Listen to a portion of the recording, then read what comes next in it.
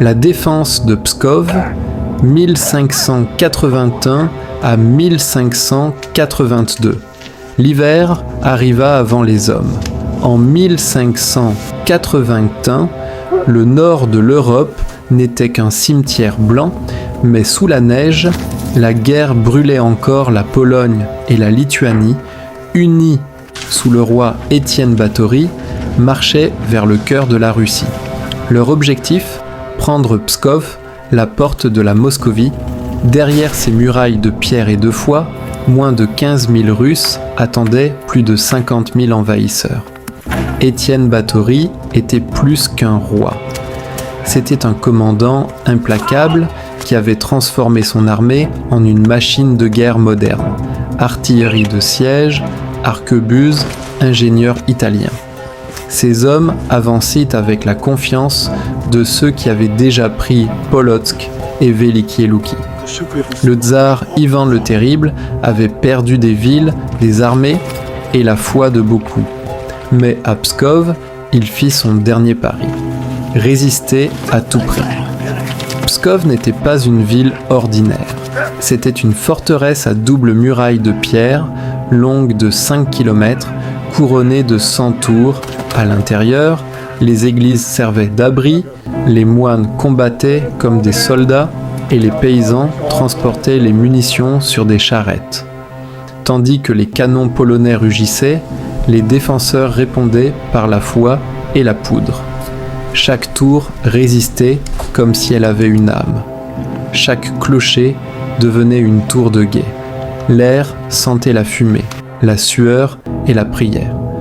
Pendant 6 mois, l'armée polono-lituanienne lança des assauts sans répit.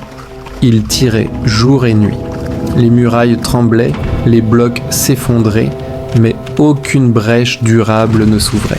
Les Russes bouchaient les trous avec de la terre, du bois et même des cadavres gelés. Chaque attaque était un massacre. Les lanciers polonais grimpaient au milieu des flammes et de la glace pour être aussitôt précipités dans le vide sous un déluge de pierres, d'huile bouillante et de feu grec. Une fois, les assaillants parvinrent à hisser leur drapeau au sommet d'une tour. Il ne resta pas plus d'1 minute. Les Russes l'arrachèrent, et avec lui, les bras de celui qui le portait. Lorsque décembre arriva, la neige devint l'ennemi de tous. Les Polonais, sans nourriture ni vêtements chauds, mouraient plus du froid que des épées. Les chevaux s'enfonçaient dans la glace. Les canons restaient pris dans la boue gelée. La nuit, les chants orthodoxes résonnaient depuis la forteresse. Parfois, les assiégeants répondaient par des insultes, parfois par le silence. Báthory fit creuser des tranchées couvertes de peau, mais le moral saignait, à mort Pskov tenait toujours. Sa lumière brillait à travers la fumée, comme une blessure qui refusait de se refermer.